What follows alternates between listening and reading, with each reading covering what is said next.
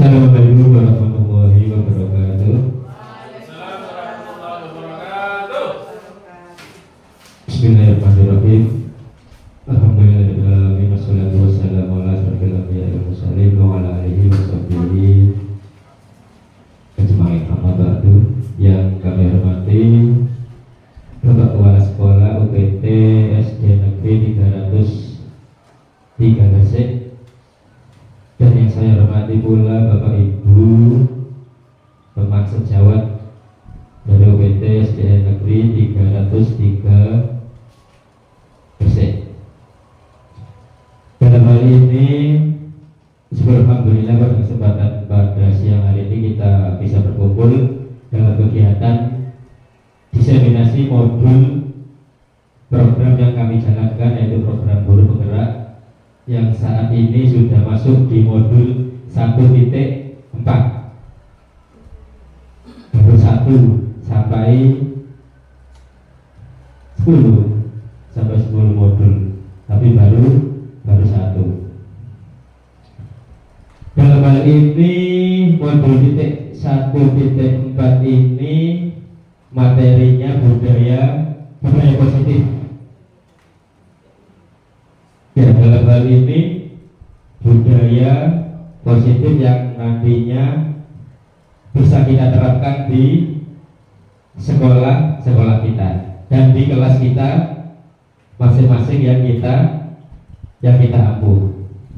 Jadi nanti ada beberapa materi yang saya sampaikan terkait budaya positif yang ada di sekolah kita, terutama nanti implementasinya berada di kelas-kelas 1, kelas 2, kelas 3, dan kelas 6.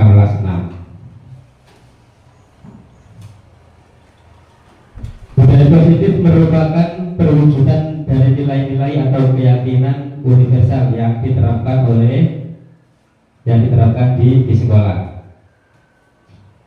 Budaya positif diyakini mampu menciptakan kolaborasi antara warga sekolah, orang tua, murid, dan jika terlaksana dengan baik akan memunculkan serta mengembangkan nilai-nilai positif yang dimiliki murid dan akan menciptakan pribadi-pribadi yang berkualitas dan berkarakter baik sesuai dengan profil belajar Pancasila. Karena intinya dari berbagai kegiatan yang ada di modul 1.1 sampai 1.4 ini ujungnya nanti akan mewujudkan terciptanya profil belajar Pancasila. Dari modul 1.4 ini ada beberapa materi, mulai dari perubahan paradigma belajar, disiplin positif, sampai segitiga restitusi yang nanti akan kami bagi dengan teman CGP yang lain yang alhamdulillah pada kesempatan hari ini juga sama akan memaparkan materi sesuai dengan yang sudah disepakati bersama. Nanti saya akan membagikan beberapa materi mulai dari disiplin positif sampai motivasi perilaku manusia. Yang pertama, disiplin positif. Ya, makna disiplin ini cenderung diartikan sesuatu yang dilakukan seseorang pada orang lain untuk mendapatkan kepatuhan. Kecenderungan tersebut haruslah dirubah. Sebagai pendidik, kita harus menciptakan anak-anak yang memiliki disiplin diri.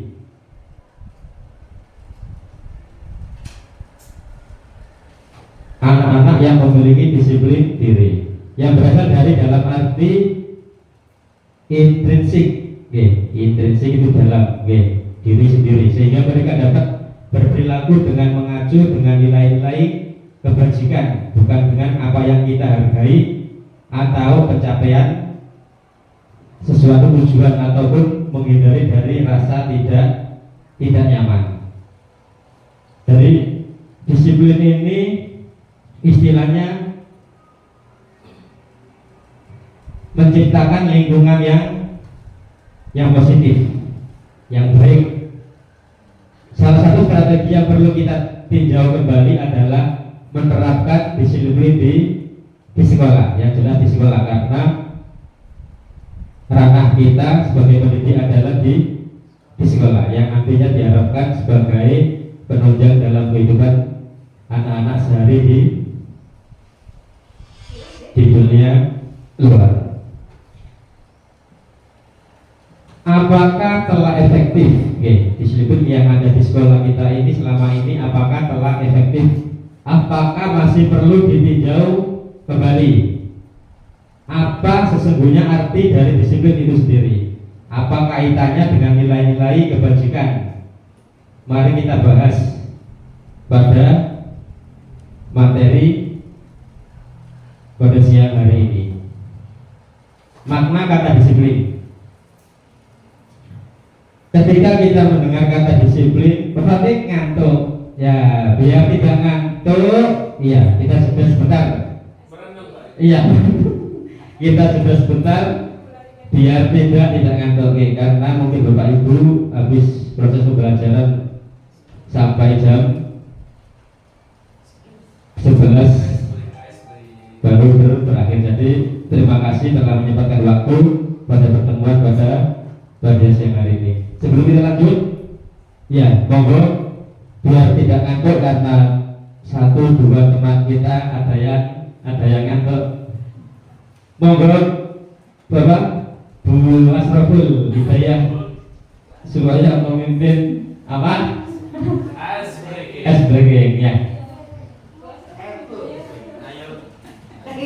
Ayo betul, biar Pak Fatih tidak ngantuk betul.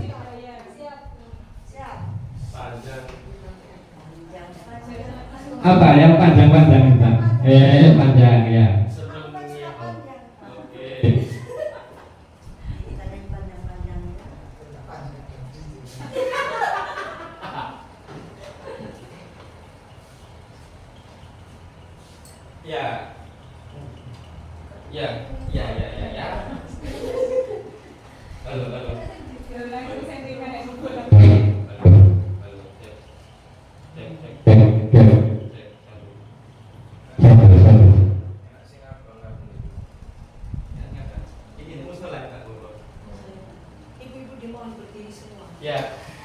Ya teman-teman di bawah itu biar lebih refleksif. Ini nggak betul ya, teman-teman bisa fokus melihat. Kita kasih buku. Nah, oke, siap.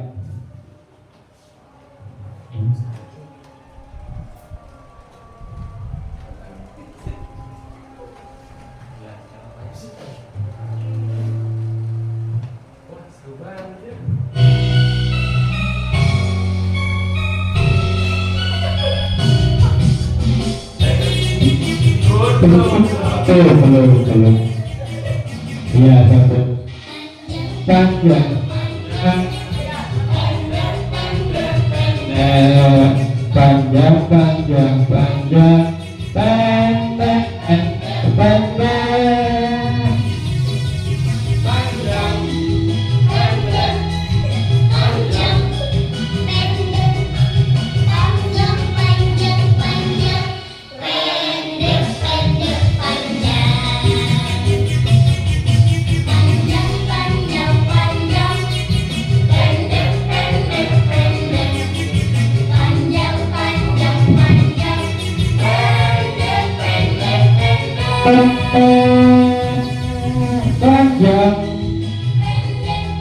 Terus Bu, taruhan masih ngantuk Bu.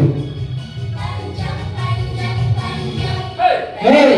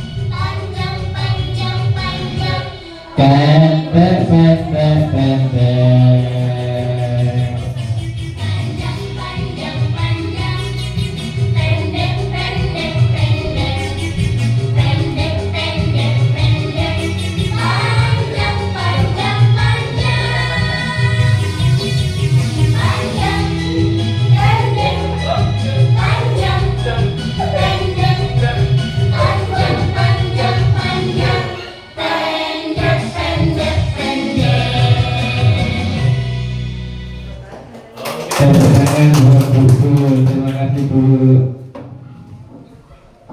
Terima kasih. Kita lanjut teman-teman.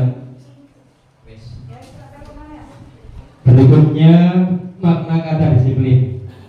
Ketika mendengar kata disiplin, ya terlintas di pikiran kita itu kebanyakan orang akan menghubungkan kita kata disiplin dengan kata tertib, ya, kata tertib, teratur, dan kepatuhan pada peraturan. Kata disiplin juga sering dihubungkan dengan hukuman, padahal itu sungguh berbeda. Karena belajar tentang disiplin positif tidak harus dengan memberi hukuman. Justru itu adalah salah satu alternatif terakhir dan bila perlu tidak digunakan sama sekali.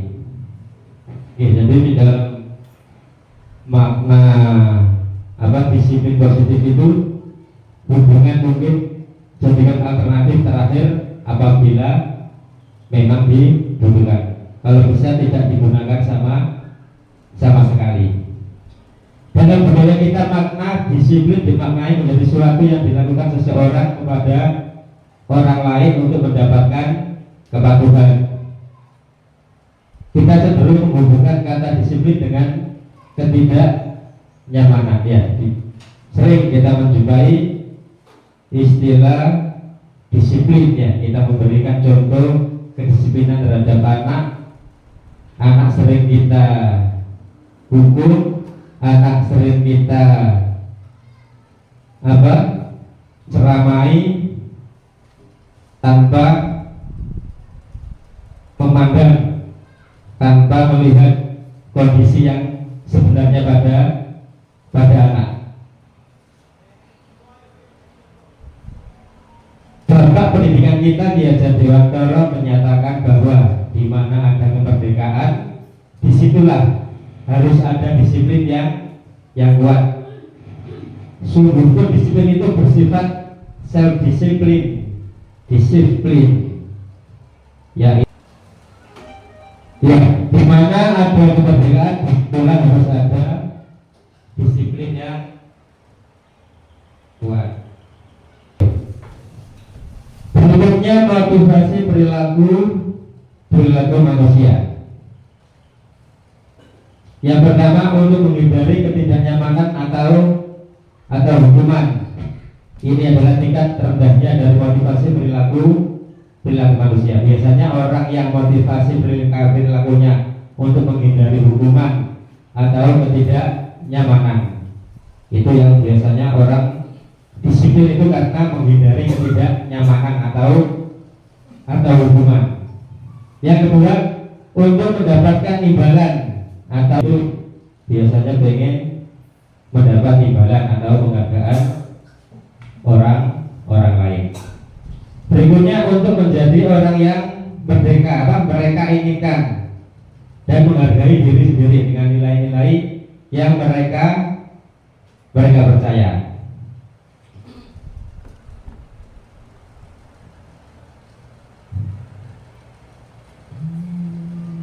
Hukuman dan penghargaan, ya, ini biasanya yang sering kita lakukan kepada anak-anak, antara hukuman dan penghargaan. Sebelum kita lanjut ke materi berikutnya, ada pertanyaan pemantik yang nanti saya berikan. Nanti Bapak Ibu isi, menurut Bapak Ibu cerita yang ada di tersebut termasuk jenis hukuman atau penghargaan. Apa alasannya?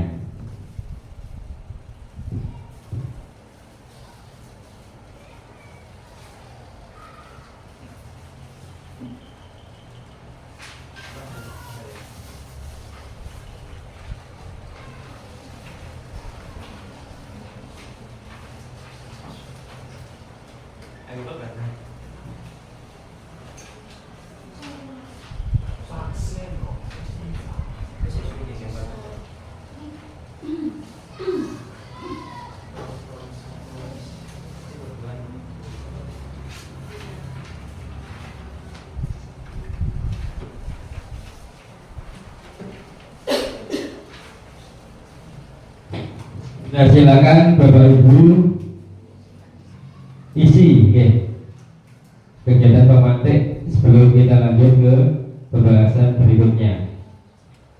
Di situ ada IFA ya. IFA kurang menguasai pelajaran matematika, sehingga pada saat pelajaran tersebut berlangsung ia lebih banyak terdiam atau menggambar di buku pelajarannya. Pada saat guru matematikanya itu Pak Seno menanyakan pertanyaan, IFA menjadi gugup dan tak sengaja menjatuhkan tasnya dari kursi, serta tiba-tiba menjadi gagap pada saat berupaya menjawab. Seluruh kelas pun tertawa melihat perilaku IFA yang bicara tergagap saat terkejut. Pak Seno pada saat itu membiarkan teman-temannya menertawakan IFA yang tergagap dan malu luar biasa, dan malahan minta IFA untuk maju ke depan dan berdiri di depan kelas sambil menunjuk hidungnya karena tidak bisa menjawab pertanyaan Pak Seno. Kelas makin gaduh dan anak-anak pun tertawa melihat IFA di depan kelas memegang ujung hidungnya.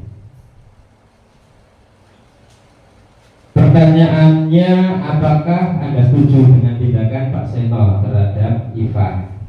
Mengapa? Menurut Anda tindakan Pak Seno terhadap IFA adalah sebuah hukuman atau konsekuensi? Mengapa? Ya, coba Bapak Ibu tulis di lembar yang sudah bagikan. Nanti coba Bapak Ibu bapakan isinya tasnya. Yang penting yang jelas jatuh Pak, tasnya itu jatuh. Ya jelas isinya, meskipun tidak berarti jelas pandikan.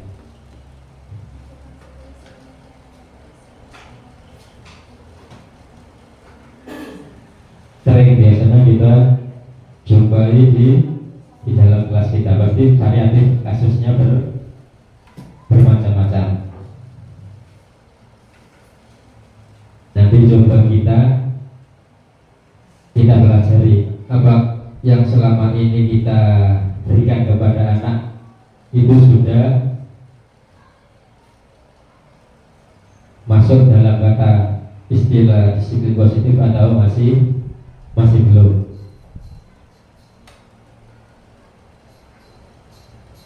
Sudah tak berkenan? Ayo Bu, coba Bu, dipaparkan Bu. Ya, ke depan, di depan saja Bu.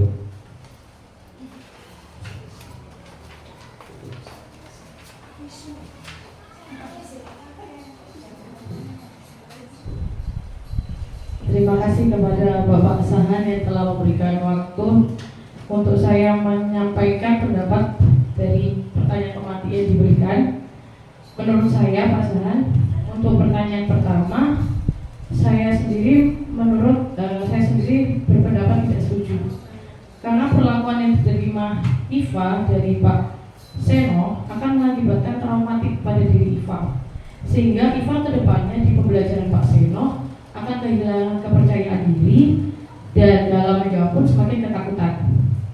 Sedangkan untuk yang pertanyaan yang kedua, apakah itu termasuk hukuman atau konsekuensi? Menurut saya yang dilakukan Pak Seno dengan membuat IFA ke depan dan berdiri di depan kelas itu menurut saya adalah hukuman, karena tidak ada unsur mendidik di sana, tidak ada hal yang membuat IFA lebih tertarik dengan apa yang dijelaskan oleh Pak Seno di pembelajarannya.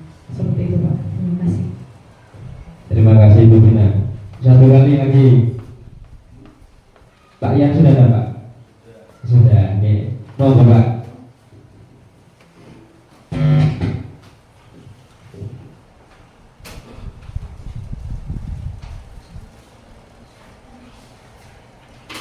Terima kasih.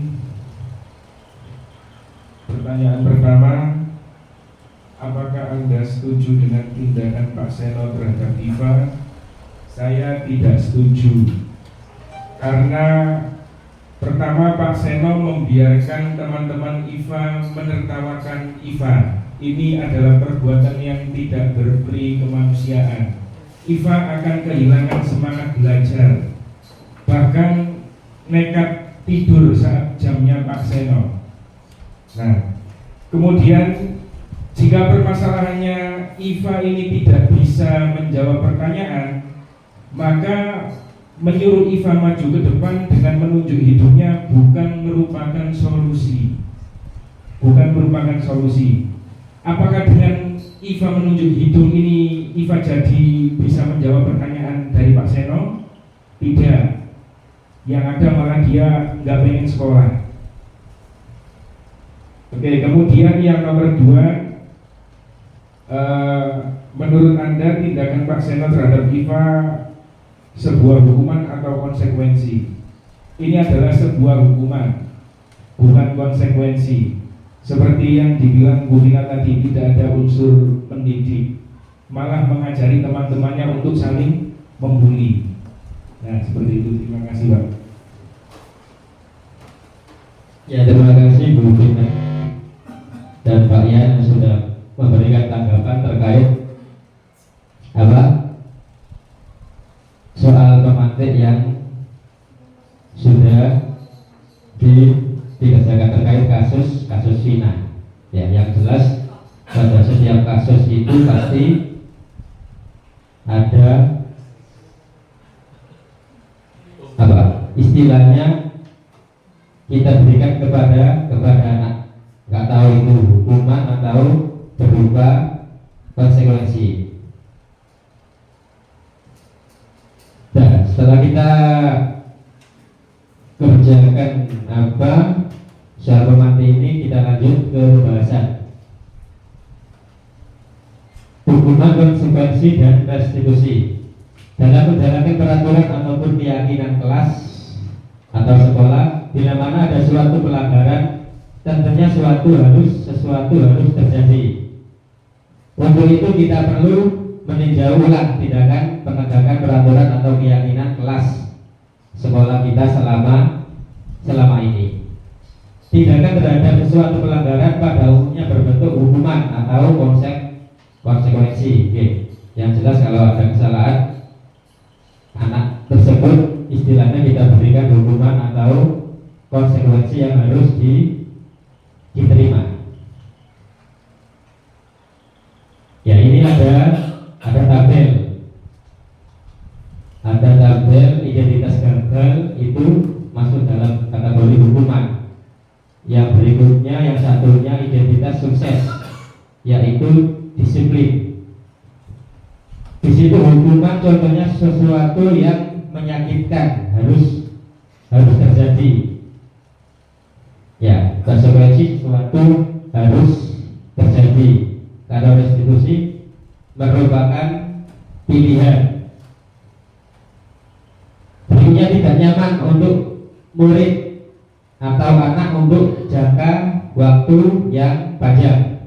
Kalau konsekuensi tidak nyaman untuk murid atau anak tapi jangka waktu yang pendek. Restitusi mengeluarkan untuk murid anak dalam jangka waktu panjang. Saya beri gambaran yang pertama, sesuatu yang menyakitkan harus terjadi, ya. Ya, seperti tadi Pak Seno memberikan hukuman yang tidak patut diberikan kepada siswanya, ya. Yang menurut saya sendiri hukuman tersebut sangat memberikan cedera bagi seorang IFA, apalagi di depan kelasnya.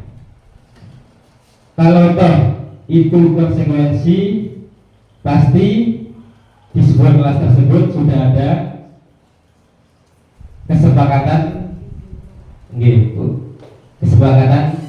kelas. Jadi sesuatu yang harus terjadi, istilahnya harus dia terima. Dia terima karena sudah melanggar peraturan yang sudah ada. Dan insya Allah kalau sudah terjadi ini karena sudah masuk dalam konsekuensi, pasti tidak nyaman, tetap tidak nyaman. Tapi karena dia bertanggung jawab, pasti jangka waktunya tidak terlalu panjang, pasti pendek. Tidak seperti yang sifatnya hukuman. Pasti anak tersebut dalam istilah trauma, ya, traumanya itu lebih pendek daripada hukuman. Untuk restitusi, ya, untuk restitusi ini ada berbagai pertimbangan, ya, ada berbagai pertimbangan, nanti akan disampaikan oleh teman CGP yang lain, nanti akan memaparkan terkait restitusi. Ada beberapa restitusi nanti yang sebagai pertimbangan untuk mengadakan suatu kegiatan disiplin positif, karena banyak faktor-faktor yang menjadi penunjang antara kita memberi hukuman, kita memberi konsekuensi kepada anak. Jadi ada beberapa faktor yang nanti menjadi pertimbangan sebagai acuan kita memberikan arahan, memberikan pembinaan kepada anak.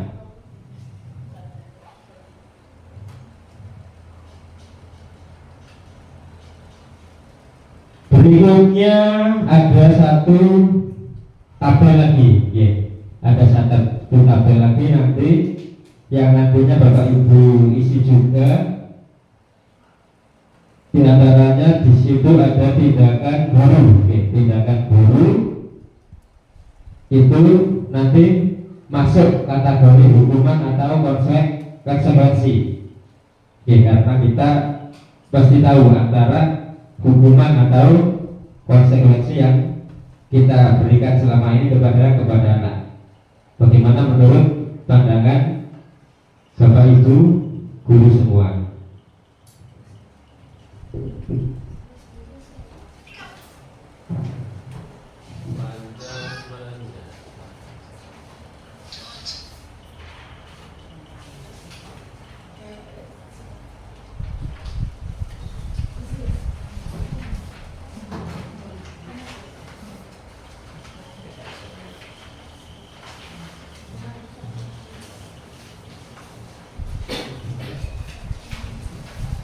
Ya, silakan Bapak Ibu isi sesuai dengan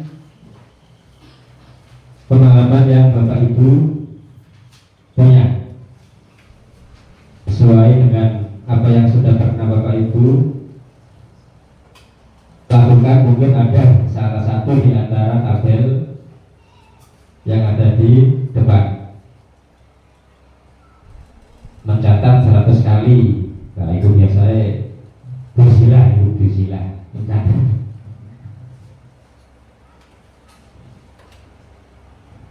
Mencatat 1000 kali itu termasuk hukuman atau konsekuensi. Faktif ya. Pernah tak Pak? Ngomong boleh tulis? Hah? Terhitung? Kan tulis ya?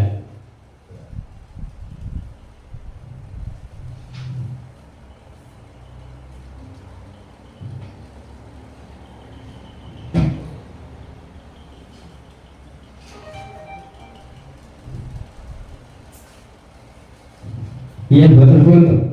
Kenapa? Tanya. Ada ditanyakan takut tunjuk jari tadi. Betul.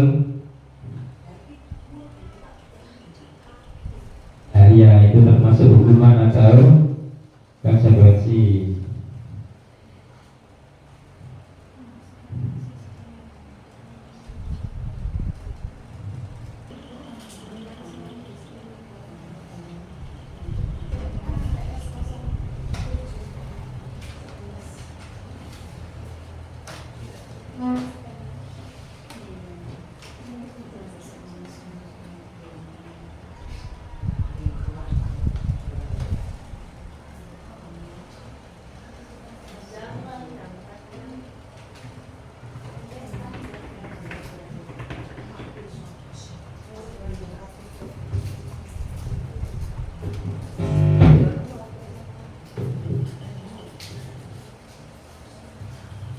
Bapak Ibu, Dan kalau sudah, coba kita pahami bersama.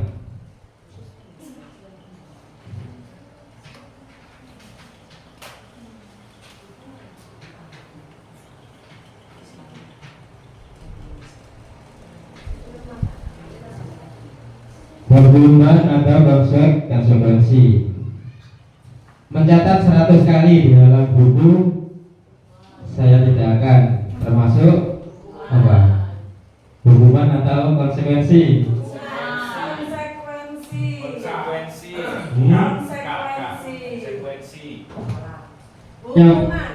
Yang menjawab hubungan siapa? Konsekuensi. Ya. Kenapa kok hubungan Bu? Coba Bu. 100 kali anak keduanya kata 100 kali. Banyak Bukan waktu lama. Oh, karena banyak kasihan ya. Waktunya lama, menyiksa istilahnya. Sudah terlambat. Terlambat itu sudah habis kurang waktunya untuk belajar sudah. Terpotong nih gara-gara menulis. Disuruh nulis 100 kali ya. Ya. Terlambat. Tapi menurut Bu Elo sebagai hukuman. Kalau Pak Fatik, menurut Pak Fatik apa Pak? Mencatat, menyuruh anak mencatat 100 kali. Konsekuensi karena di rumah mencatatnya kan. ya, di sekolah ini kasusnya di sekolah ini karena terlambat itu loh Pak, karena terlambat ke sekolah. Apa konsekuensi? Menurut Pak Fatik konsekuensi lah. Iya, Ya. karena imbasnya adalah itu untuk kelalaian sendiri terlambat. Ya, kalau menurut siapa? Tentang Sutarman. Bung Sopul apa Bu? Ini sering memberi arahan kepada anak-anak. Yang pendek, Pak. Kalau yang jadi saya hukuman. Iya, kenapa Bu? Kenapa? Karena sifatnya itu supaya anak itu tidak mengulangi lagi. Sifat mengulanginya sifat supaya anak tidak mengulangi lagi. Ya, hukuman ya. Iya, hukuman karena berat ya, istilahnya berat. Kalau memang sifatnya itu hukuman atau konsekuensi. Kalau konsekuensi itu biasanya sebelum kita memberikan anak hukuman apa konsekuensi yang harus dilakukan itu paling tidak kita sudah memberikan kesepakatan kelas terlebih dahulu apa saja yang perlu disepakati. Kalau memang mencatat 100 kali itu sudah masuk dalam kesepakatan ya berarti itu konsekuensi. Kalau tidak ada berarti hukuman. Oke. Ya. Iya, jadi kalau begitu ya kita lihat ranahnya. Kalau memang itu belum dibuat untuk kesepakatan kelas berarti sifatnya hukuman. Kalau sudah dibuat kesepakatan dengan kelas berarti konsekuensi karena sudah dibuat kesepakatan bersama. Jadi istilahnya hukuman jangka pendek dan jangka panjang itu ranahnya kalau konsekuensi jangka pendek, kalau hukuman jangka panjang. Untuk penghargaan ya, karena biasanya sering kita memberikan penghargaan kepada anak, pasti ada dampak positif dan negatifnya. Pengaruh jangka pendek dan jangka panjang. Penghargaan efektif jika kita menginginkan seseorang melakukan sesuatu atau kita inginkan dalam jangka waktu pendek. Jika kita menggunakan penghargaan lagi dan lagi, maka orang tersebut akan bergantung pada penghargaan yang diberikan, serta kehilangan motivasi dan dari dalam. Jika kita mendapatkan penghargaan untuk melakukan sesuatu yang baik, maka selain kita senantiasa berharap mendapatkan penghargaan tersebut lagi, kita pun menjadi tidak menyadari tindakan baik yang kita lakukan. Berikutnya, penghargaan tidak efektif.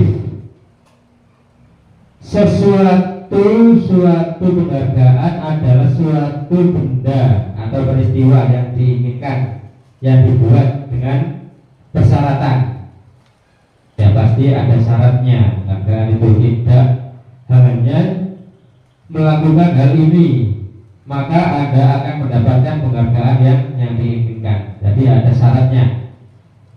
Jika saya mengharapkan sesuatu penghargaan dan tidak mendapatkannya, maka saya akan kecewa dan berkecil hati, serta kemungkinan lain kali saya tidak akan berusaha sekeras sebelumnya. Ya, sifatnya kecewa karena sudah berusaha tapi tidak mendapatkan penghargaan. Ini yang tidak efektif, ya, penghargaan yang tidak efektif. Jika kita memberikan seseorang sesuatu penghargaan untuk melakukan sesuatu, maka kita harus terus-menerus memberikan penghargaan itu. Jika kita ingin orang tersebut meneruskan perilaku yang kita inginkan. Jadi kita menyuruh, istilahnya anak itu mau karena pengen penghargaan, ya, karena ingin dihargai atau ingin mendapatkan sesuatu, bukan karena dari dirinya, dari dalam hatinya. Itu penghargaan yang dampaknya tidak efektif.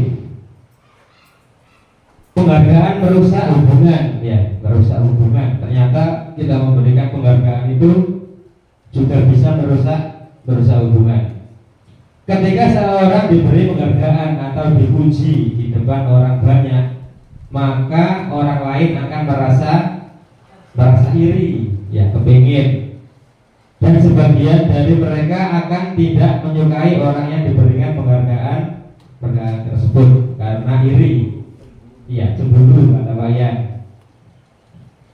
Jika seorang guru sering memberikan penghargaan kepada murid, besar kemungkinan murid-muridnya termotivasi hanya untuk menyenangkan gurunya, ya, karena mereka tidak akan bersikap jujur kepada guru tersebut. Ya, apapun dilakukan untuk mendapatkan penghargaan tersebut dengan berbagai cara. Nggak tahu itu jujur atau tidak. Berikutnya, penghargaan menciptakan persaingan di dalam kelas, dan persaingan menciptakan kecemasan. Jelas kalau ada istilah persaingan pasti nanti ada kalah, ada menang, dan nanti yang menjadi korban, yang menjadi cemas nanti jelas yang tidak mendapatkan penghargaan. Jadi itu istilahnya beberapa dampak apabila kita memberikan penghargaan. Jadi kita memberikan penghargaan itu harus sebaik mungkin. Apa yang layak kita berikan penghargaan dan mana yang layak cukup kita berikan apresiasi ataupun bentuk lainnya, meskipun dalam bentuk penghargaan yang sifatnya membuat mereka bangga, membuat mereka sombong, membuat mereka lebih tinggi daripada teman-temannya. Tinggi hati.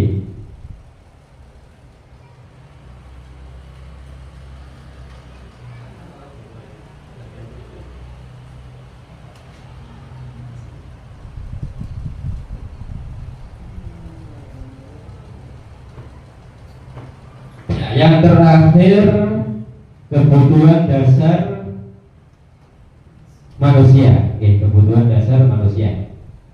Karena pada dasarnya kita memberikan konsekuensi atau hukuman yang kita berikan terhadap anak itu, salah satunya kita melihat dari unsur kebutuhan dasar manusia. Karena seluruh perilaku yang dilakukan murid pada dasarnya memiliki tujuan. Murid memiliki kebutuhan dasar tertentu ketika melakukan sesuatu perbuatan. Kebutuhan bertahan hidup, kebutuhan bertahan hidup yang pertama. Yang kedua, kebutuhan cinta dan kasih sayang. Murid ingin diterima dan dihargai. Berikutnya, kebutuhan penguasaan, yaitu kebutuhan pengakuan atas kemampuannya. Berikutnya, kebutuhan kebebasan, yaitu kebutuhan akan pilihan. Yang terakhir, kebutuhan kesenangan, yaitu kebutuhan untuk merasa senang. Jadi kita harus melihat beberapa faktor terkait kebutuhan dasar manusia.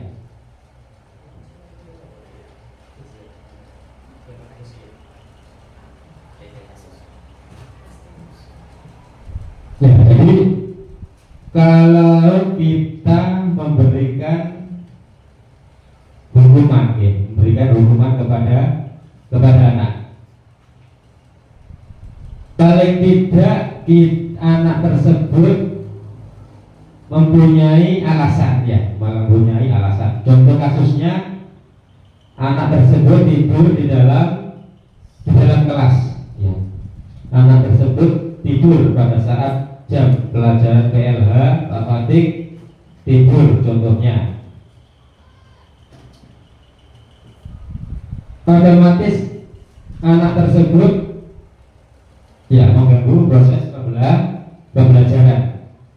Seumpama sudah kita berikan kesepakatan kelas, dilarang tidur waktu pelajaran, anak tersebut masih tetap tidur. Jadi kebutuhan bertahan hidup coba kita gali. Yang jelas anak tersebut melanggar kesepakatan kelas. Apa yang harus kita lakukan? Mungkin jelas biar tidak mengganggu proses pembelajaran, di akhir jam atau di senggang waktu anak tersebut kita panggil ke kantor atau ke tempat yang mungkin nyaman, tidak banyak gangguan, istilahnya tenang, nyaman, tidak ada teman lain yang mungkin tahu. Dipanggil, diajak ngomong, otomatis kita memberikan pelayanan terhadap anak tersebut. Kita utamakan kebutuhan. Yang pertama, kebutuhan bertahan hidup. Mengapa? Yang jelas kita tanya mengapa kok tidur, jelas kita ingin tahu mengapa kok tidur, Jangan tiba-tiba kita menghakimi tanpa mengetahui kebutuhan dasar murid kita tersebut. Mengapa yang jelas kita tanya, kenapa kok turu, Patik, kenapa waktunya pelajaran kok tidur? Patik menjawab,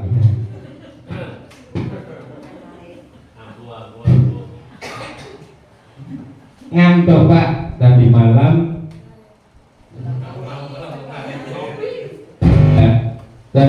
membantu orang tua, memasak di dapur karena ada pesanan banyak Pak. Orang tua jualan Pak, nggak ada yang membantu. Saya tidurnya terlalu malam. Yang nomor 2, kebutuhan cinta kasih sayang. Karena murid juga ingin disayang, ingin diperhatikan. Jadi kita ajak ngomong dengan penuh kasih sayang, yang halus, yang ramah. Kebutuhan penguasaan, pengakuan atas kemampuan, seperti tadi yang sudah dijawab oleh Patik, karena membantu orang tua. Berikutnya kebutuhan kebebasan, yaitu kebutuhan akan pilihan. Jadi kita coba memberikan solusi kepada anak tersebut. Kepiye carane biar kamu besok kalau pas waktunya olahraga itu tidak tidur di dalam kelas? Bagaimana, Tik? Ayo, tidak terulang lagi, Tik. Ya. Iya, Pak. Ya, biasanya anak kita ajak ngomong, kita ajak mencari solusi bersama.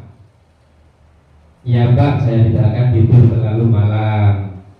Setelah membantu orang tua, ya langsung tidur. Intinya kita memberi gambaran kepada anak, biar anak yang menentukan solusi. Kita menuntun, ya, kita menuntun memberikan bantuan solusi kalau memang anak tersebut membutuhkan arahan. Jadi biarkan anak tersebut mencari solusinya sendiri. Jadi itu. Jadi kita memberikan hukuman, memberikan istilahnya konsekuensi itu harus melibatkan, harus memperhitungkan apa kebutuhan anak tersebut. Jangan-jangan anak tersebut ya memang kebutuhan dasarnya itu seperti tadi, ya, seperti Patik tadi, memang di dalam keluarganya itu membutuhkan dirinya sebagai istilahnya tenaga yang dibutuhkan oleh keluarganya, ataupun kasus-kasus yang lain, meskipun tidak membantu orang tua atau terlambat sekolah, ya, terlambat sekolah karena apa? Yang jelas kita prioritaskan kebutuhan, ya, kebutuhan anak tersebut. Mengapa melakukan tindakan tersebut? Mengapa melakukan pelanggaran tersebut? Apa alasannya? Dan biarkan anak-anak mencari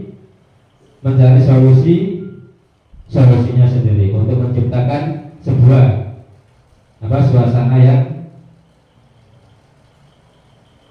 budaya positif. Jadi usahakan di setiap kelas, di setiap jenjang ada kesepakatan kelas yang telah dibuat. Jadi bagaimana kesepakatan kelas yang baik, bagaimana pelanggaran apabila kita berikan sanksi itu kita buat bersama dengan anak-anak, kita sepakati bersama, biar anak-anak istilahnya tidak kecewa, ya, dalam jangka waktu yang panjang. Jadi anak-anak terima, oh iya, saya telah melakukan kesalahan, saya telah melakukan pelanggaran yang sudah disepakati bersama. Jadi wajar, terima, ya. Terima meskipun kecewa, meskipun iya, tapi tidak terlalu lama karena sudah menjadi tanggung jawabnya. Ya, itu Bapak Ibu terkait disiplin positif dari materi yang pertama sampai yang ketiga, kebutuhan dasar manusia. Berikutnya akan disampaikan oleh teman TGP yang lain, yaitu Bu Nanti Fadil Khalik, yang akan meneruskan materi terkait disiplin positif ini. Monggo Bu Nanti Fadil Khalik untuk membanggakan materi selanjutnya. Terima kasih atas waktunya yang telah diberikan kepada saya. Assalamualaikum warahmatullahi wabarakatuh. Yang terhormat Bapak Kepala Sekolah UPTSD Negeri 303 Gresik dan Dewan Guru UPTSD 303 Gresik yang bersedia meluangkan waktunya untuk program saya, yaitu diseminasi budaya positif, disiplin positif. Saya akan melanjutkan pemaparan dari Pak Sahan, yang mana Pak Sahan telah memaparkan disiplin positif dan nilai-nilai kebajikan universal, kemudian teori motivasi, hukuman dan penghargaan, serta 5 kebutuhan dasar manusia. Saya akan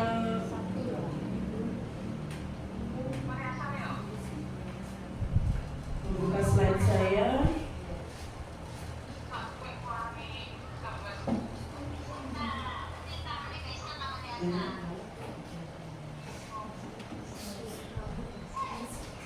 Ya, di sini saya akan memaparkan tentang keyakinan kelas. Nanti Bapak dan Ibu guru saya persilahkan untuk belajar membuat keyakinan kelas berkelompok, ya. Nanti semuanya seolah-olah kita itu menjadi seorang murid. Bagaimana kita menerapkan keyakinan kelas. Sedangkan saya sebagai fasilitator yang mana nanti akan memantau jalannya diskusi kalian pada saat melakukan keyakinan kelas. Monggo Bapak Ibu silakan membuat keyakinan kelas. Tidak apa-apa mejanya seperti itu, saling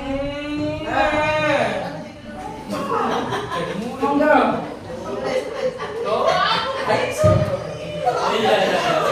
Ya, Bapak Ibu seolah-olah bisa menjadi seorang murid. Bukan jam pendek baik. Jam pendek baik. Yakin. Nanti salah satu dari masing-masing kelompok perwakilan, ya, silakan maju ke depan untuk untuk mempresentasikan hasil dari keyakinan kelas yang telah disepakati. Perlu diketahui bahwa keyakinan kelas adalah sesuatu yang diyakini bersama, yang berasal dari penyatuan pikiran untuk menjadi nilai-nilai kebaikan untuk diturunkan di kelas. Oke. Pembentukan keyakinan kelas. Ya, saya kasih kertas nanti.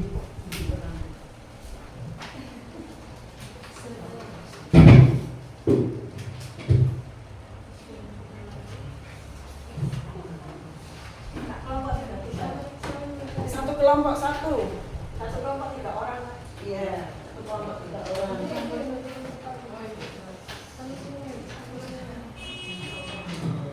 Oke. Silakan, Mak, dibuat kesepakatan kelasnya, ya, keyakinan kelasnya, ya. Oke. Yang mana pembentukan keyakinan kelas, monggo silakan berunding. Keyakinan kelas itu bersifat lebih abstrak daripada peraturan yang lebih rinci dan konkret. Keyakinan kelas itu harus berupa pernyataan-pernyataan universal. Pernyataan keyakinan kelas senantiasa dibuat dalam bentuk positif. Kemudian keyakinan kelas hendaknya tidak terlalu banyak sehingga mudah diingat dan dipahami oleh semua warga kelas. Keyakinan kelas sebaiknya sesuatu yang dapat diterapkan di lingkungan sekolah atau di lingkungan kelas. Semua warga kelas hendaknya ikut berkontribusi dalam pembuatan keyakinan kelas lewat kegiatan curah pendapat dan bersedia meninjau kembali keyakinan kelas itu dari waktu ke waktu. Oke, silakan anak-anak.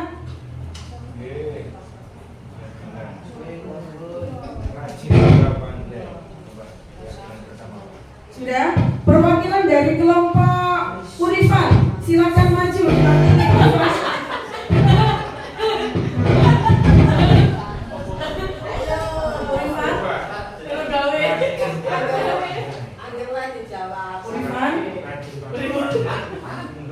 Pak Nuripan. Saja Bu ya. Iya, nggak apa-apa. Nanti kita sepakati bersama, ya. Terima kasih untuk guru ya. Tadi saya sudah menentukan satu keyakinan kelas, yaitu rajin pangkal pandai. Rajin pangkal pandai. Itu masuk keyakinan kelas apa masuk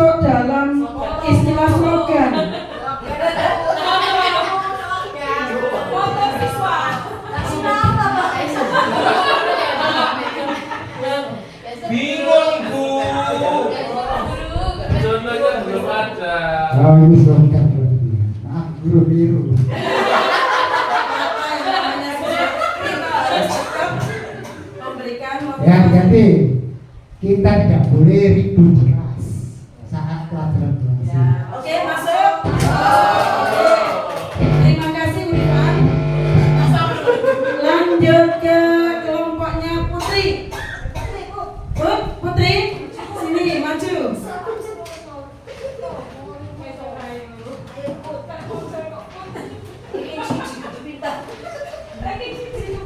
Oh, ini sih peringkat 1. Kelompok saya yang pertama selalu menjaga kebersihan kelas. Yang kedua disiplin dan datang tepat waktu.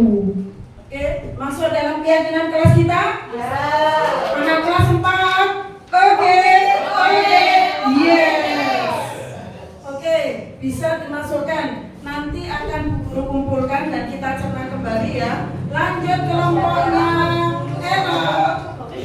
Lah, silakan lanjut ke timer. Apa ya? Jujur. Kebersihan. Tugas. Anak-anak tuh banyak, teman-teman banyak yang ngomong jorok guru. Kita tidak boleh ngomong jorok guru ya. Iya, Tidak boleh ngomong jorok. Kalau ngomong jorok gimana guru? Ya, paling tidak kita panggil si anak, kita beri dia kontak dulu. Kita jangan hukum ya. Kita harus panggil si anak, kemudian kita beri pengarahan bahwa ngomong jorok itu ada konsekuensinya. Nanti kita buat konsekuensi di sana, oke? Enggak guru. Anda itu disuruh gini-gini. Boleh Tidak boleh, itu sama saja dengan melukai diri sendiri. Oh gitu ya? Iya. Ya guru. Makasih guru ya. Oke, sama-sama Nak Ella. Oke, terima kasih ya. Itu merupakan salah satu contoh dari keyakinan kelas yang mana dari masing-masing kelompok tadi sudah membuat atau berdiskusi untuk menentukan keyakinan kelas. Lanjut. Nah ini contoh keyakinan kelas. Ternyata meskipun belum guru kasih contoh ya, anak-anak sudah mengetahui bahwa menyebutkan keyakinan kelas tadi. Contohnya menjaga kebersihan kelas. Masuk apa enggak? Masuk. Menghargai teman dan guru. Melaksanakan tata tertib kelas dan sekolah. Bersikap tenang saat pembelajaran berlangsung. Oke, kita kelas untuk kalian semua. Nah, bagaimana pembentukan keyakinan kelas? Lebih abstrak dari peraturan. Sedikit saja agar mudah diingat dan berupaya pernyataannya berupa pernyataan universal. Kemudian sesuai dengan kondisi kelas agar mudah diterapkan. Dibuat dalam bentuk positif dan semua warga kelas ikut serta terlibat dalam pembuatan keyakinan kelas. Dan ternyata kalian sudah bisa menerapkan semua itu. Nah, sekarang kita masuk ke yang kelima, yaitu apa itu restitusi. Sebelum saya lanjutkan, kita ice breaking dulu ya, biar tidak terlalu tegang. Yes, guru Sunato. Oke, semuanya berdiri ya. Siap, ya. Mangga, ini berdiri. Panjang pendek baik atau putih?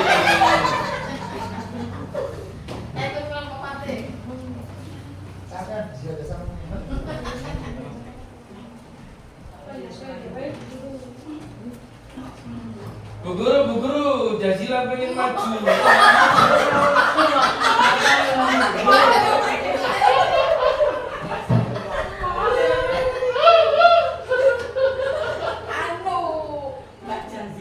Mbak Jazila pengen maju. Ya, silakan. Ayo. Ayo Mbak Jaz, ayo.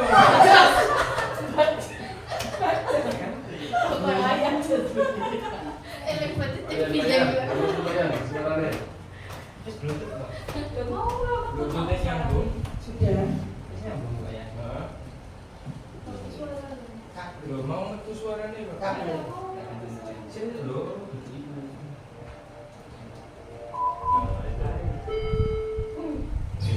Oke. Yuk, kita acting dulu biar tidak berat ya. Tangan diputar-putar, bertepuk tangan. Tangan diputar-putar, peganglah bahu. Tangan diputar-putar, peganglah lutut. Digoyang-goyang, digoyang-goyang, digoyang-goyang. Tangan diputar-putar, bertepuk tangan. Tangan diputar-putar, peganglah bahu. Tangan diputar-putar, peganglah lutut. Digoyang-goyang, digoyang-goyang. Asik. Asik. Diputar-putar, diputar ke atas.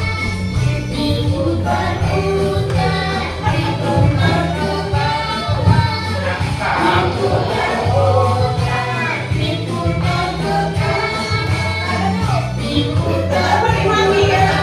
diputar ke kiri.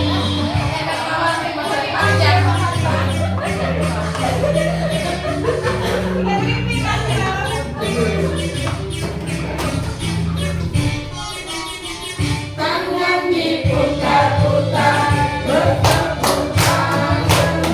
Tangan diputar-putar, peganglah bahu. Tangan diputar-putar, peganglah lutut.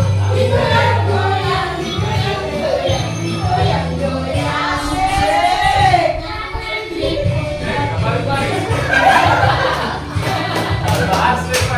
Tangan diputar-putar, peganglah bahu. Tangan diputar-putar, peganglah lutut. Digoyang-goyang, digoyang-goyang, digoyang-goyang.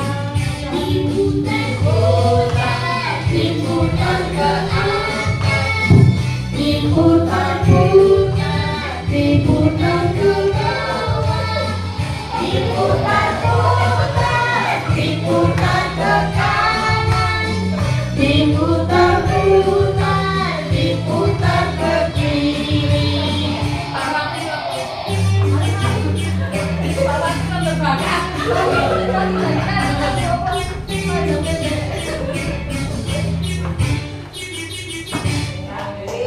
Terima kasih. Oke, kita refresh ya, biar tidak terlalu tegang.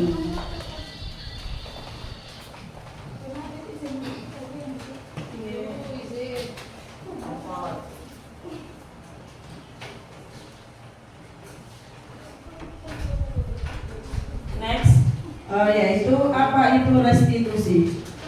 Restitusi adalah proses menciptakan kondisi bagi murid untuk memperbaiki kesalahan mereka sehingga mereka bisa kembali kepada kelompok mereka dengan karakter yang lebih kuat. Nah, di sini konsep disiplin dengan pendekatan restitusi yaitu sebuah cara menanamkan disiplin pada murid. Di sini ada segitiga restitusi. Yang pertama yaitu validasi tindakan yang salah, kemudian stabilkan identitas, dan yang terakhir keyakinan, menanyakan keyakinan. Nanti saya akan memutarkan video terkait tentang restitusi. Sedangkan ciri-ciri restitusi yaitu yang pertama menguatkan dan fokus pada solusi. Lanjut yang kedua, fokus pada karakter bukan pada tindakan. Yang ketiga, bukan menebus kesalahan tapi belajar dari kesalahan dan mencari kebutuhan dasar yang mendasari tindakan. Kemudian ada tawaran bukan paksaan. Yang keenam, memperbaiki memperbaiki hubungan, dan yang terakhir menuntun untuk melihat ke dalam diri. Ini ciri-ciri restitusi. Kemudian yang keenam yaitu 5 posisi kontrol guru.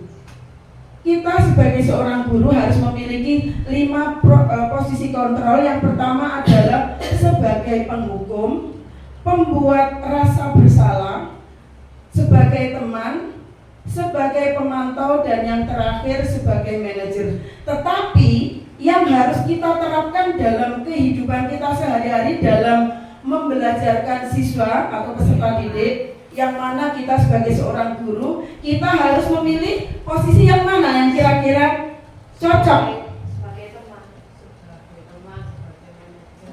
Yang paling tepat adalah sebagai manajer, karena dalam sebagai manajer ini diberikan solusi yang terbaik. Saya akan menampilkan kasus ya. Ini ada video.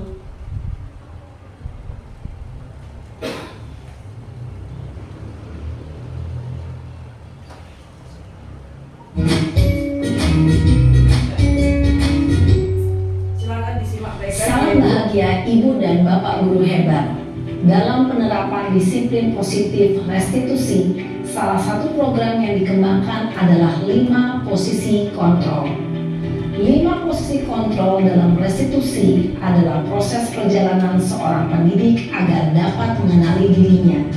Pada video kali ini, kita akan membahas tentang 5 posisi kontrol yang dikembangkan oleh Diane Dawson dan contoh penerapannya.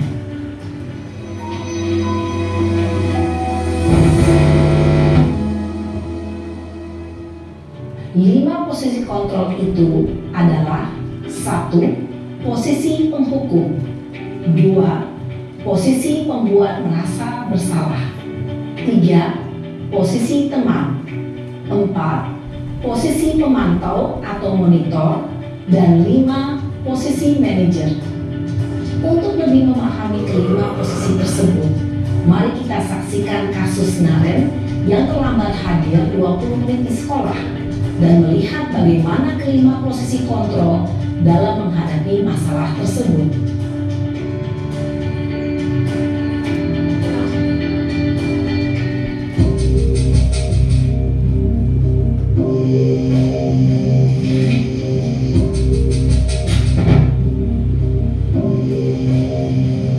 Naren, sini kamu. Selamat pagi Bu. Selalu terlambat. Kamu deh, pasti terlambat. Maaf Bu, saya Apa? Apa coba? Alasan kamu apa lagi? Kapan sih kamu tidak terlambat? Malas sekali ya kamu jadi anak. saya Dasar pemalas. Gak kapok-kapok sih kamu. Sudah berapa kali terlambat? Sana, kamu keliling lapangan basket 2 kali. kenapa saya harus keliling lapangan basket Bu? Kenapa? Kamu melawan ibu. Berani-beraninya jawab.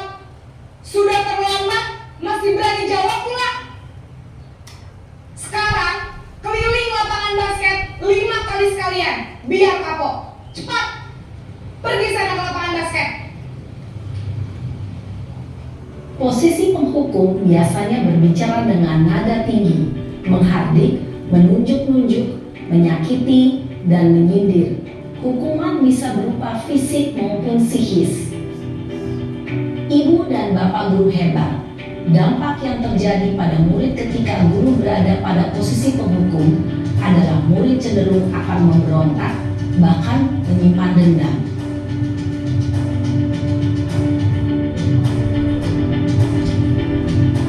Ya, ini posisi pembuat merasa bersalah.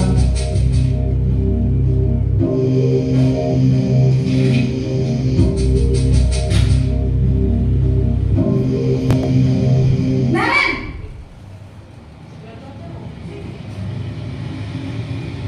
Selamat pagi Bu. Naren, kamu kenapa terlambat lagi, nak? Ya Tuhan, Naren, kamu senang ya bikin ibu susah?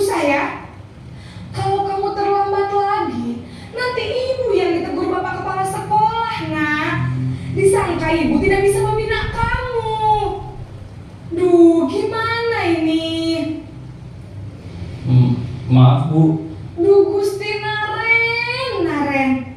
Kamu suka ya kalau ibu ditegur bapak kepala sekolah? Terus, sekarang ibu harus tulis apa ini di buku absen? Ini kamu sudah sering terlambat loh. Ibu harus apa coba? Maaf Bu. Maaf sekali. Ya sudah, lain kali jangan bikin ibu susah lagi ya nak ya. Ibu tidak akan kuat lagi kalau kamu begini terus. Bisa jantungan kalau ibu ditegur bapak kepala sekolah. Sana cepat ke kelas. Maaf ya Bu. Maaf sekali. Nah, itu merupakan posisi kontrol membuat sebagai rasa bersalah, berbicara dengan nada tenang, cenderung lembut.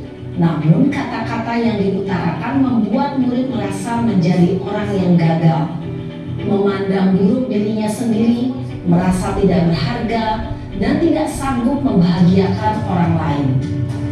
Ketika guru mengambil posisi pembuat rasa bersalah, murid akan menganggap dirinya yang bersalah dan ia akan menyimpan emosi negatif tersebut di dalam dirinya.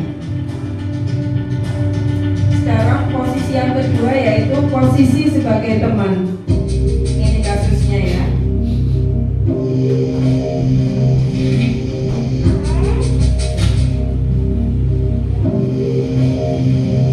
Naren!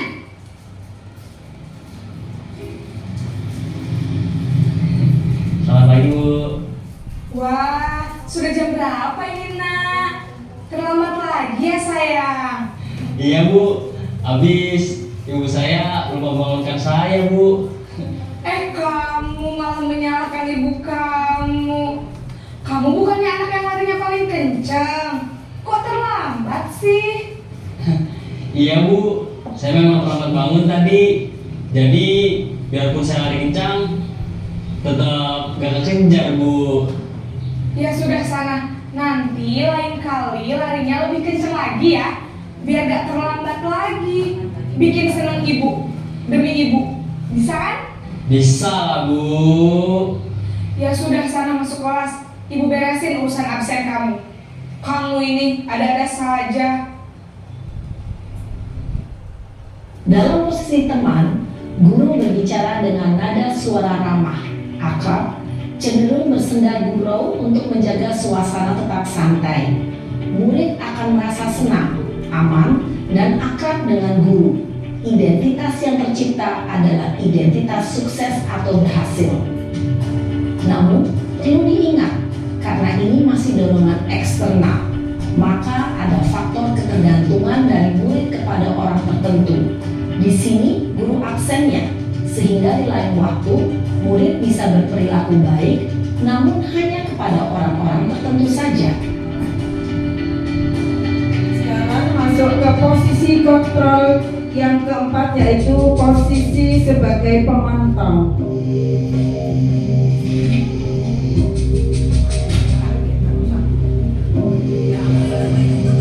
Naren!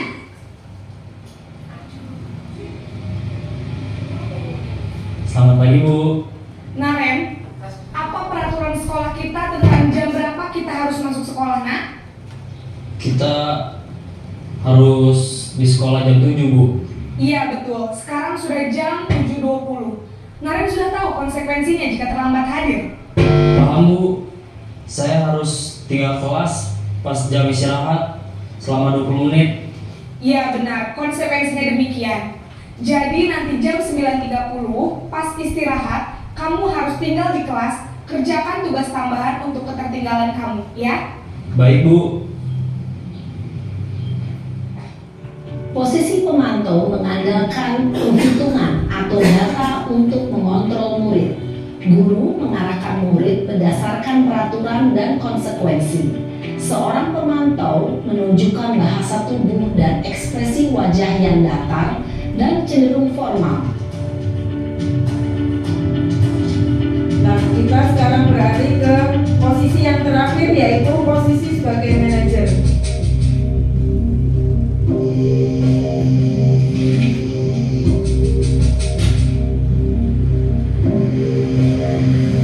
Naren!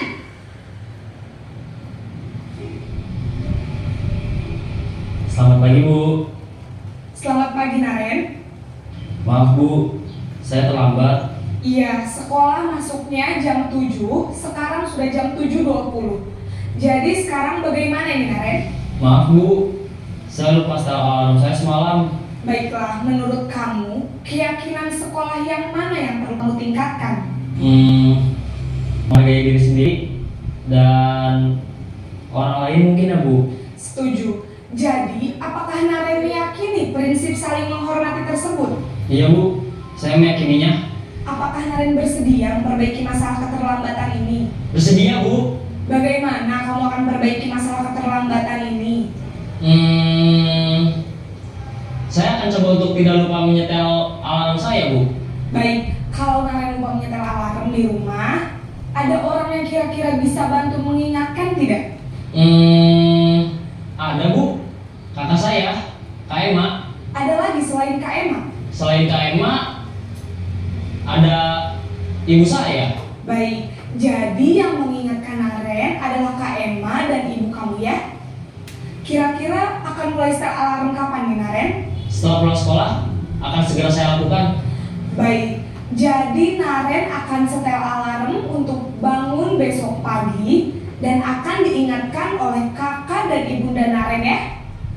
Ada lagi yang mungkin perlu dilakukan Naren agar tidak terlambat bangun lagi?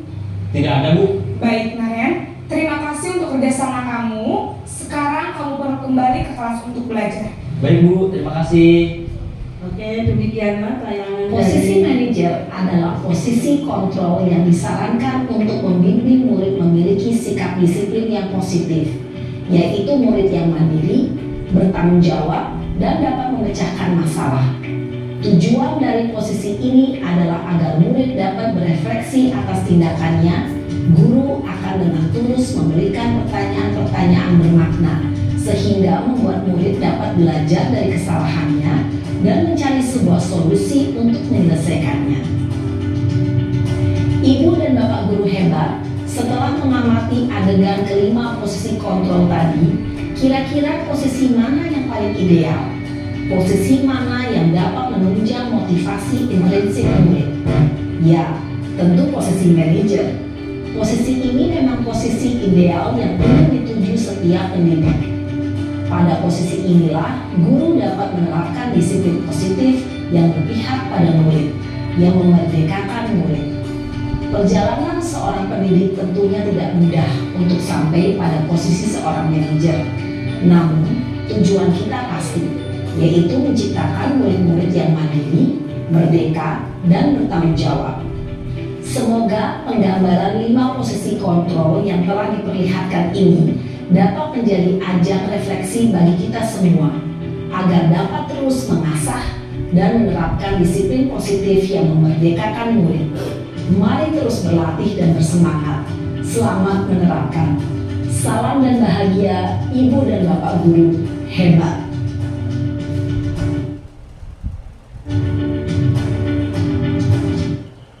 Oke, terima kasih. Itu video yang mana menggambarkan 5 posisi kontrol seorang guru. Terus kira-kira kita ini sebagai seorang pendidik, kita bisa meraba-raba selama ini kita dalam mendidik seorang siswa atau kita dalam mendidik siswa atau murid, itu kita berada pada posisi kontrol yang mana? Ayo kita raba sendiri-sendiri. Ini sebagai bentuk introspeksi diri kita, yang mana nantinya posisi yang seharusnya, yang paling ideal, yang harus kita terapkan adalah posisi kontrol sebagai seorang manajer.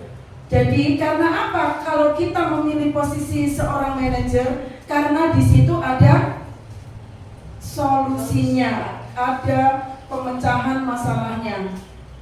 Demikian Bapak Ibu ya. Jadi kalau sekiranya dalam keseharian kita berperan sebagai posisi kontrol sebagai penghukum, ayo kita tinggalkan, ayo kita jauhkan dari diri kita, karena di sini kita diberi amanah untuk mendidik anak bangsa kita, yang mana nantinya si anak bisa merdeka dalam belajar.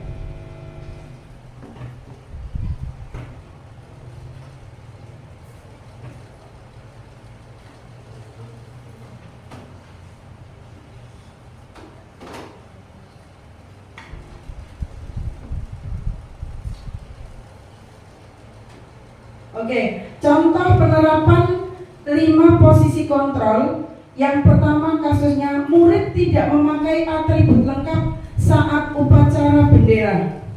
Ya. Kalau sebagai penghukum, patuhi peraturan sekolah. Berdiri di barisan lain. Nah, seperti kita menunjuk tempat yang lain berbeda dengan teman-teman ya, seperti diasingkan seperti itu. Kemudian sebagai pembuat rasa bersalah.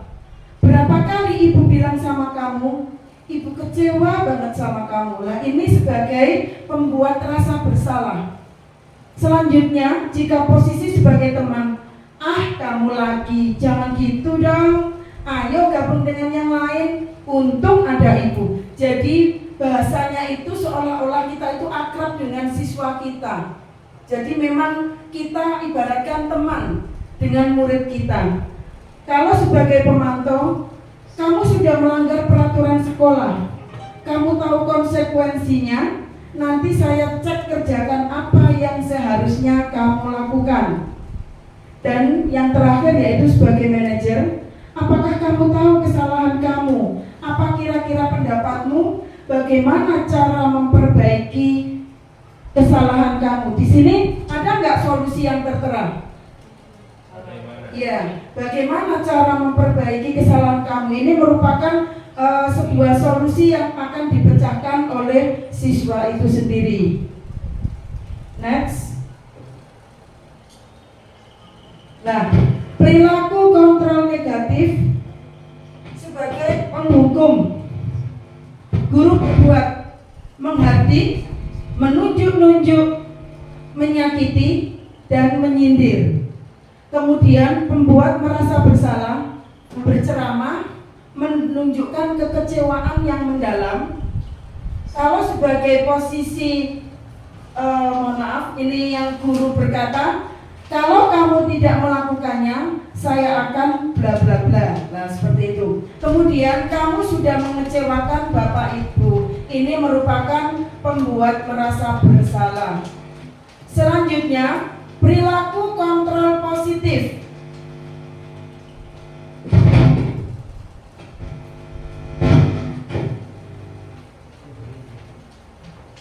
Oke, yang pertama sebagai teman, membuatkan alasan-alasan untuk murid-muridnya. Ini guru yang berbuat. Kalau guru berkata, lakukan demi Bapak Ibu, ya sudah, nanti Bapak Ibu bantu bereskan ya, seperti itu. Kalau posisi sebagai pemantau, yaitu menghitung dan mengukur. Ini guru berbuat. Kalau guru berkata, apa peraturannya, apa konsekuensinya, apa yang telah kamu lakukan, apa yang terjadi sekarang. Nah, sedangkan yang kontrol diri ini menduduki peran posisi sebagai manajer. Guru berbuat, mengajukan pertanyaan-pertanyaan. Selanjutnya guru berkata, apa yang kita yakini? Apa kamu meyakini hal tersebut? Kalau kamu meyakininya, maukah kamu memperbaikinya? Kalau kami memperbaikinya, jadi kira-kira hal tersebut akan menggambarkan situasi tentang dirimu. Next. Nah, di sini ada tabel yang mana nanti tabel ini akan saya bagikan. Ini ada pernyataan, saya kecewa sekali dengan kamu. Lah, siapa yang mengatakan ini? Posisi kontrol sebagai apa? Tolong diisi ya Bapak Ibu nanti ya. Apakah sebagai manajer, apakah sebagai penghukum, atau pemantau, atau merasa bersalah, atau sebagai teman.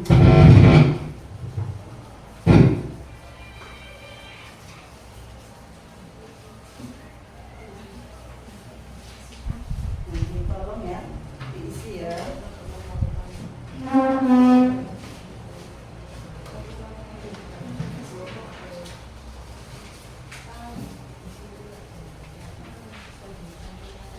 Kalau diisi ya Bapak Ibu, ya dalam pertanyaan sebagai manajer, sebagai teman. Iya sudah ya.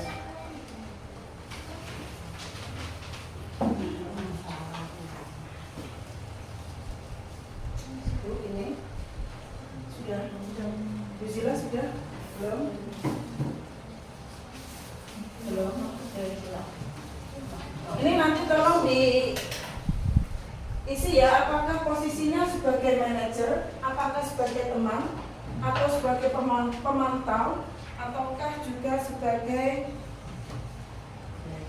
manajer. Siapa yang belum dapat? Ibu Sofi sudah dapat belum? Oke, silakan ya. Nanti salah satunya akan saya panggil untuk mencoba mempresentasikan. Bentar ya. Ini ya Bu ya, yang diinginkan. Iya. Oke. Terima kasih Pak Guru.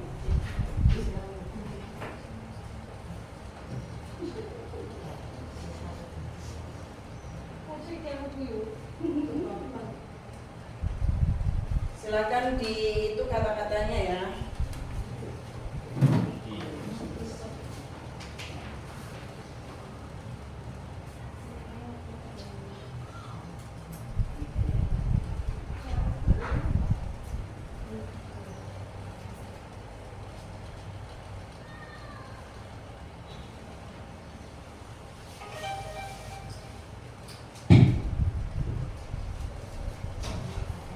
Ini sudah saya tampilkan masing-masing posisi kontrol dan ada beberapa contoh kalimatnya.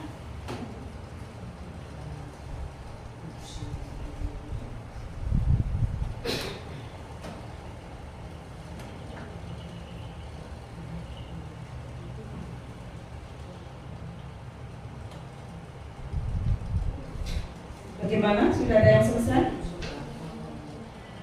Belum. Masih ditimbang-timbang. Ditimbang-timbang.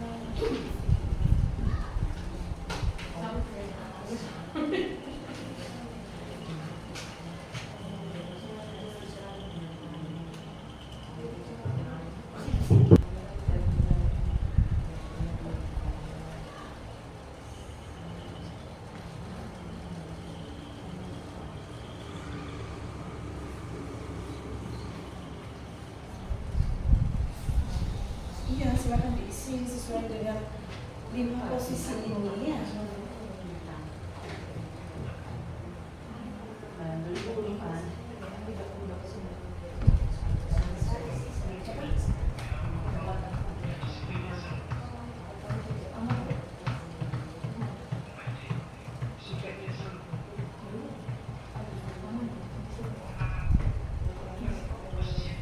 Kalau sebagai teman itu biasanya bahasanya itu memang layaknya kita itu meskipun guru sebagai pendidik, tapi seolah-olah kita itu sebagai teman.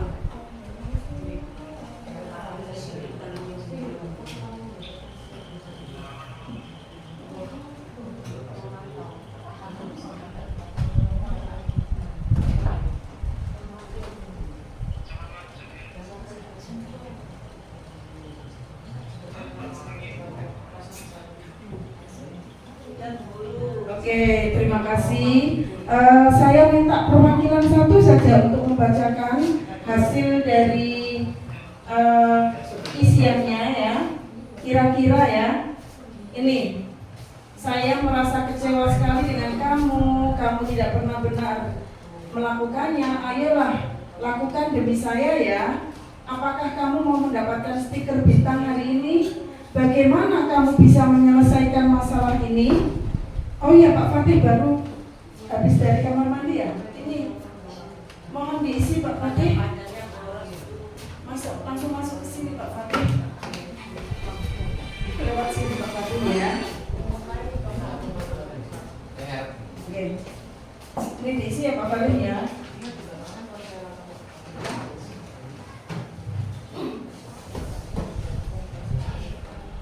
Oke. Saya mohon perwakilannya. Silakan Ibu Sofi, mohon ke depan untuk membacakan hasil jawabannya, ya hasil pekerjaannya. Terima kasih atas kesempatan yang diberikan kepada saya. Saya akan membacakan. Saya kecewa sekali dengan kamu. Ini membuat rasa bersalah karena kalau kita mengatakan seperti itu biasanya anak itu merasa harus disalahkan. kamu tidak pernah benar melakukannya. Nah ini berarti kata-kata saya kita selalu dipantau, selalu diperiksa, selalu ya diawasi. Ayolah lakukan demi saya, ini teman. Karena kata-katanya seperti teman. Apakah kamu mau mendapat stiker bintang hari ini? Ini pemantauan. Bagaimana kamu bisa menyelesaikan masalah ini? Mungkin ini manajer karena ada solusinya. Kamu selalu yang paling terakhir. Nah ini membuat rasa bersalah. Kamu tidak akan mendapatkan bintang bila tidak menyelesaikan tugas ini ya. Ini penghukuman hukum ya. Tadi hukum. Berapa kali sih saya sudah mengatakan kepada kamu, ini juga membuat rasa bersalah. Ingat, bukan apa yang setelah saya lakukan untuk kamu. Nah ini pemantauan, kita selalu diawasi. Kamu tidak akan pernah berhasil dalam kehidupan ini hukuman juga. Apa rencanamu untuk menyelesaikan ini manajer ya, karena ini ada solusinya. Mungkin dari saya sih. Oke, terima kasih Bu Sofi ya. Mungkin ada kesalahan ya dari Ibu Sofi, apa semuanya benar? Saya bacakan ya ini. Ayo kita bahas bersama ya. Saya kecewa sekali dengan kamu. Jawaban dari Bu Sofi sebagai pembuat rasa bersalah. Benar apa salah?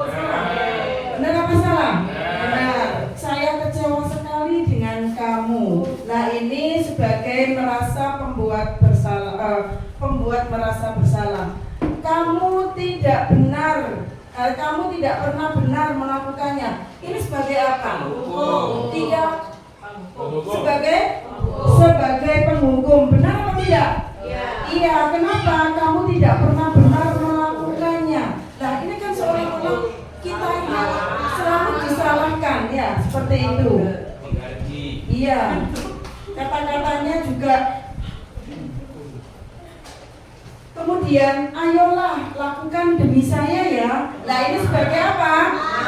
Sebagai teman, seolah-olah kita itu bersikap sebagai teman siswa yang melanggar tadi. Kemudian, apakah kamu mau membuat stiker bintang hari ini? Sebagai apa? Sebagai pemantau ya, betul sekali. Ini sebagai pemantau. Selanjutnya, bagaimana kamu bisa menyelesaikan masalah ini? Ini berfungsi, posisi kontrolnya ada di mana? Sebagai manajer. Mengapa?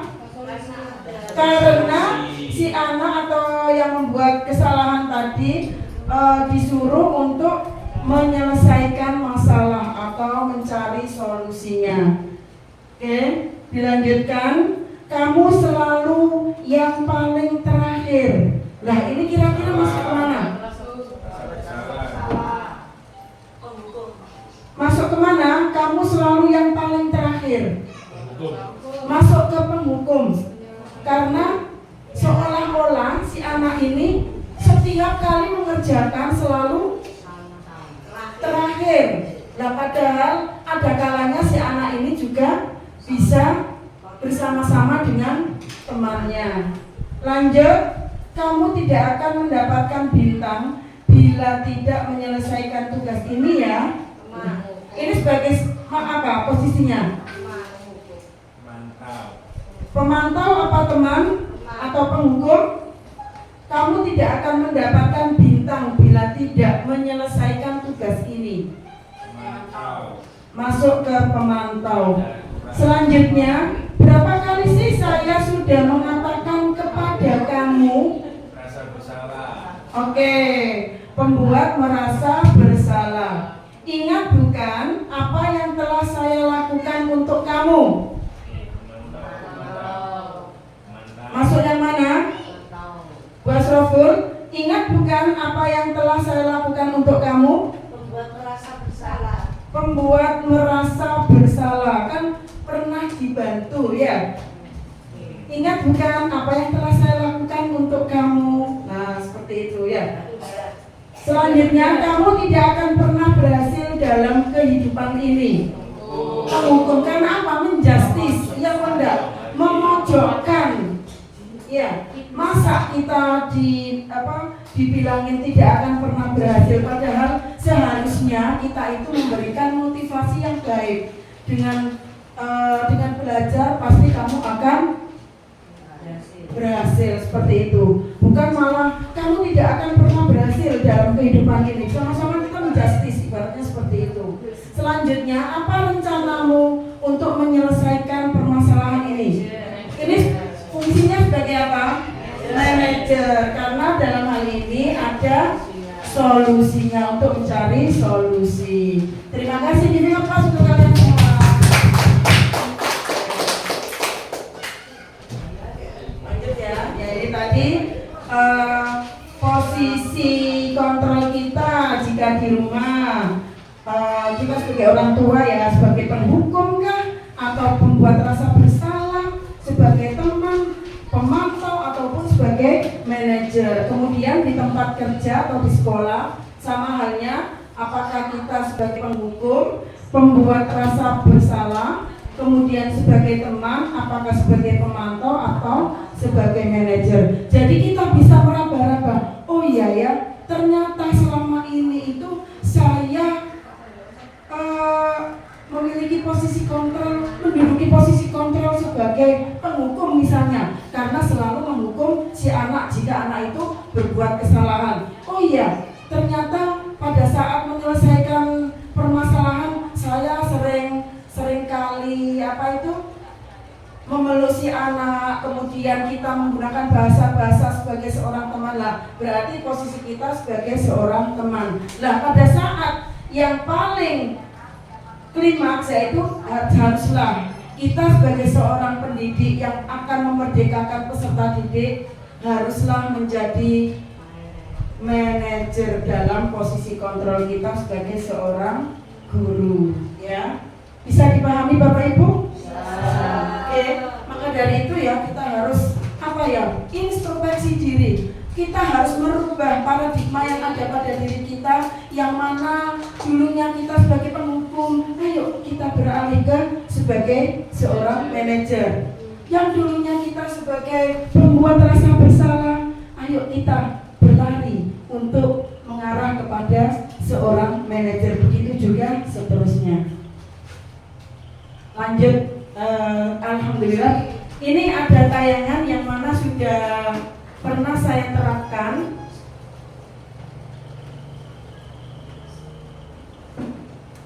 Pernah saya terapkan di kelas, ya sebentar ya.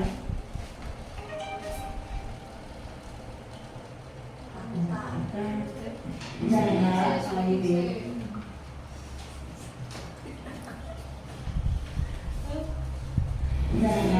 Tadi juga dari kepala kelas katanya kamu harus bertengkar dengan Fiza. Ya, aku habis kesal sih. Kenapa kesal? Karena Fiza selalu menyampaikan pekerjaan saya. Oh begitu. Wajarlah kalau kamu marah dan kesal. Jika itu ada pada posisi kamu, pasti itu akan melakukan hal yang sama. Baik, Bu. Lalu apa yang kamu lakukan dengan Fiza? Saya marah-marah, saya menuduh Fiza menghujat saya, dan saya selesaikan memberikan meja. Oh begitu. Pasti kamu berbuat hal seperti itu ada alasannya ya. Iya, tapi masa saya diam saja? Saya tidak siapa yang menjawab. Kalau ada begitu bagaimana dan harus menyelesaikan. Oh gitu ya, wajarlah kalau kamu merasa marah karena tidak adalah pekerjaanmu dicontoh oleh Fiza begitu saja. Itu sangat menghargai apa yang kamu lakukan. Nah, untungnya kamu tidak melakukan hal yang lebih parah lagi, yaitu sampai memukul dia. Sekarang kita coba pikirkan ya, tindakan kamu marah sampai memukul meja itu, apakah sesuai nggak dengan keyakinan kelas yang kita buat bersama dan kita sepakati bersama? Apa yang sudah dilakukannya?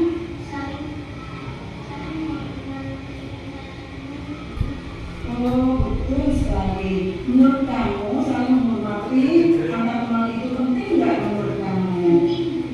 Baik, menurut kamu itu penting. Jadi, keyakinan apa yang harus kamu lakukan pada saat kamu sedang marah?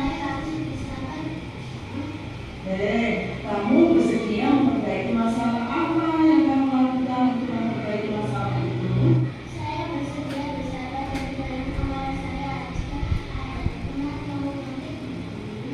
Ya, tepat sekali. Apa undangan kamu dan tetap semangat ya. Sekarang kamu boleh kembali ke kelasnya. Iya, sama-sama.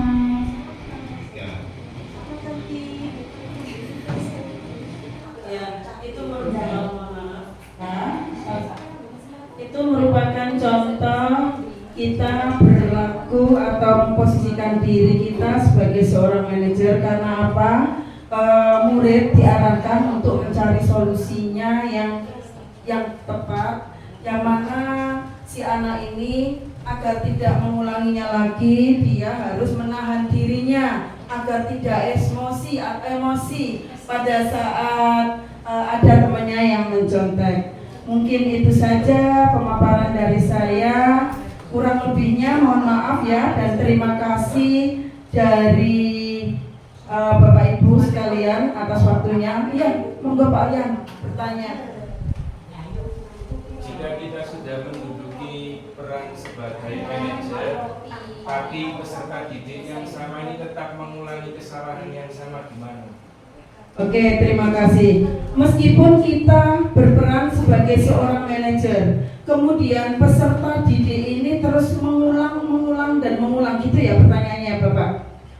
Seperti ini ya, kita kan sudah membuat keyakinan kelas ya, kemudian kita sudah memposisikan diri kita sebagai seorang manajer, kemudian si anak masih tetap melakukan hal yang sama. Lah, tindak lanjutnya adalah kita hubungi wali murid si anak, kita datangkan, kemudian kita ajak berdiskusi, berdialog, kemudian kita cari solusi yang paling tepat, gimana ini kelanjutan si anak jika mengulangi hal yang sama lagi. Karena bagaimanapun juga yang namanya anak itu kan memang beda-beda karakternya. Ada yang sudah jerah pada saat dipanggil, tapi masih ada beberapa anak juga yang melakukan hal yang sama, masih tetap mengulang. Jadi dengan kolaborasi dengan orang tua, tidak hanya guru saja sebagai berfungsi sebagai memposisikan diri sebagai manajer, tetapi kita juga harus memberikan pengarahan kepada wali murid tadi atau orang tua, kemudian kita diskusikan, kita cari solusi bersama-sama. Mungkin itu Pak Yan, terima kasih. Mungkin jawaban dari saya seperti itu. Monggo Pak Fatih. Mau tanya tadi? Bukan. Oh Pak Yan, oke. Mungkin ada lagi yang mau bertanya? Iya, monggo Pak Yan. Tadi kan yang paling bagus posisi manajer. Iya. Terus apakah 4 posisi guru yang lain nggak penting? Ini ya Pak Yan, kalau kita dalam lingkup memerdekakan peserta didik, posisi yang paling tepat dan yang paling menduduki tingkat pertama adalah posisi sebagai seorang manajer. Karena dengan posisi seorang manajer berarti kita memanusiakan manusia, ya seperti itu. Kita memberikan peluang, memberikan kemerdekaan kepada peserta didik untuk belajar. Demikian Pak ya. Terima kasih. Sama-sama. Ayo monggo yang lain. Kalau tidak ada pertanyaan, saya tutup. Mungkin itu saja yang bisa saya sampaikan, dan kurang lebihnya mohon maaf atas segala kekurangan dari saya dan juga rekan saya Pak Sahan. Monggo. Kami selaku calon guru penggerak angkatan 11 mengucapkan beribu-ribu terima kasih kepada Bapak Ibu guru yang telah meluangkan waktunya untuk kita berbagi praktik baik tentang disiplin positif. Ya, sekali lagi terima kasih. Yang jelas kita harapkan untuk kita implementasikan kepada kelas kita masing-masing, dan kita bisa terapkan dalam pembelajaran dalam kehidupan sehari-hari di kelas di lingkungan sekolah. Oke, terima kasih. Giving applause untuk kita semua. Oke, saya akhiri, wabillahi taufiq wal hidayah. Wassalamualaikum warahmatullahi wabarakatuh. Waalaikumsalam warahmatullahi wabarakatuh. Monggo.